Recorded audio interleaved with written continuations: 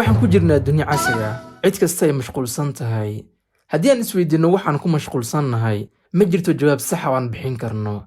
waxaan dareemaynaa caajis waana daalannahay wax shaqo ah maanan qabanin 24 saac waxa baraha bulshada ka socda waan ognahay waxaan isu malaynaa in caalamkan la soconno laakiin dhan kale waxaana loo diyaarinayaa inaan noqonno kuwa daciif oo faqiir ah haddaba sidee ayaan uga badbaadi karnaa waxaan halkani kugu soo gudbinayaa 6 dhaqan oo aad uga hortagi kartid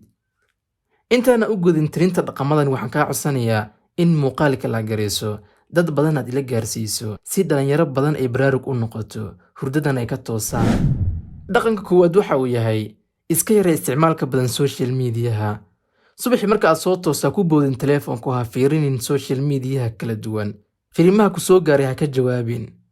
sariirtaada ka kac muddo 2 saacadood aad iska ilaali in mobilka aad fiiriso waayo waxay qaadanayaan tamartaada oo idil focuskaaga oo idil subaxnimo ayaad dareemaysaa daal iyo caajis taasna waxa lagu talagalay waayo maskaxdaada ma qaadi karto macluumaadka badan ee aad arkaysid muuqaalada badan ee aad daawanaysid tusaale subaxii hore aad TikTok gashay muuqaalo badan ayaad daawatay midna kama xasuusatid laakiin maskaxdaadu way keedinaysaa muuqaaladaasi waxaadna daalinaysaa maskaxdaada si automatic ah haddii aad soo kacdo telefoonka xagga iska dhig salaadaada tuko exercise samee kadibna qorshee maalintaada meeshay ku bixi lahayd haddii aad waxbarasho aadayso waxbarasho aad haddii aad shaqo ku taalo shaqadaada qabso laakiin ha samaynin markaad waqti yar aad hesho inaad isdhaado fiiribal TikTok ama Instagram waqti yar aad isleedahay isu dhaafi way kaa qaadanayaan waxaadna arkaysaa adoo saacado badan ku mashquulsan barahaasi kala duwan ee social mediaha dhaqanka labaad waxa uu yahay hadaf ka yeela nolosha waxaad samaystaa gool aad rabtid inaad gaarto oo muhiim ku ah albaabo badan nolosha kuu furaayo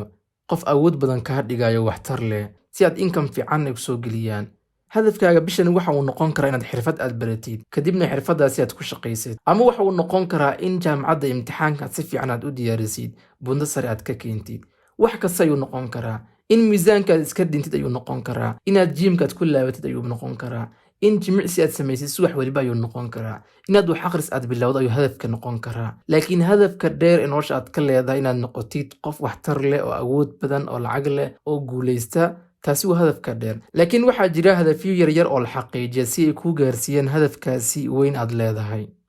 dhaqanka saddexaad waxa uu yahay saaxiibo wanaagsan dooro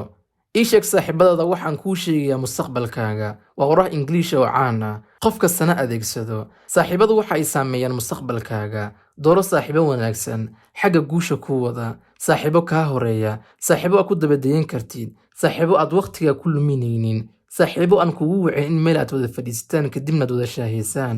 kadibna aad ka wada sheekaystaan ciyaartii xalay dhacday saaxiibada xun waxay kuu doorayaan nolol xun halka saaxiibada fiican ay kuu doorayaan nolol fiican ogowna waxa aad tahay saddexda qof ee kugu dhow waxa ay yihiin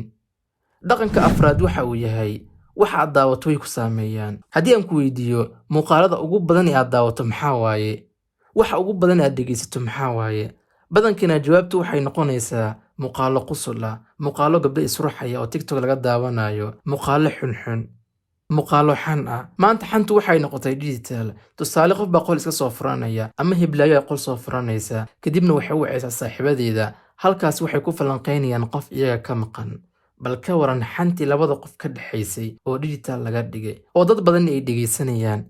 alla maxaa dembi ku yaala waan naqanaa Soomaalida muuqaalada badan aan daawan waa muuqaalo entertainment muuqaalo qosol ah xitaa filmaanta aan daawan waa filmaan jacayl iyo dagaal ka hadlaya ma aan filmaan tiknoolajiyad filmaan business ka hadlaya ma ahan wax kastoo aad daawanaysid ama wax kastoo aad dhegaysanaysid waxay qaabayaan qaab fikirkaaga waxay qaabayaan noloshaada waxaad bilowdaa inaad iskaga hartid waxaasi bilow inaad dhegaysatid podcastyo ku anfacaya oo noloshaada wax badan ku soo kordhinaya wax badan aad ka faa'iidaysid dhaqanka shanaad waxa uu yahay caafimaadkaaga ilaali waxa ugu qaalisan dunidan ee aan la heli karin waa caafimaadkaaga si kastood lacag ugu bixisid dib uma heli kartid caafimaadkaaga intaad dhalinyaro aad tahay jimicsi samee jiimka tag miisaan culus hadduu ku saaran yahay iska rid cuntooyinka kaliska badan jooji fruit iska badso macmacaanka badan iska yaree sida qof is ilaalinaya u dhaqan waxaa ku jira caafimaadkaaga jirka caafimaadka qaba ayay ku jirtaa maskaxda caafimaadka qabta halka ayaan ku soo gunaanadayaa muuqaalkan waxaan idinkaga tegayaa sida iyo nabadgelyo